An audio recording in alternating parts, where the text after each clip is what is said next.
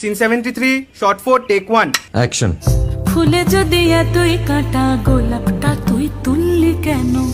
প্রেমে যদি এতই ব্যথা সেই প্রেমে তুই ভুললি কেন?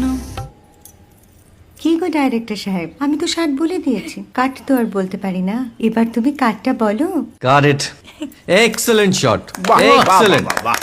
ম্যাডাম আপনার সাথে একজন দেখা করতে এসেছে। নমস্কার। নমস্কার। বসুন।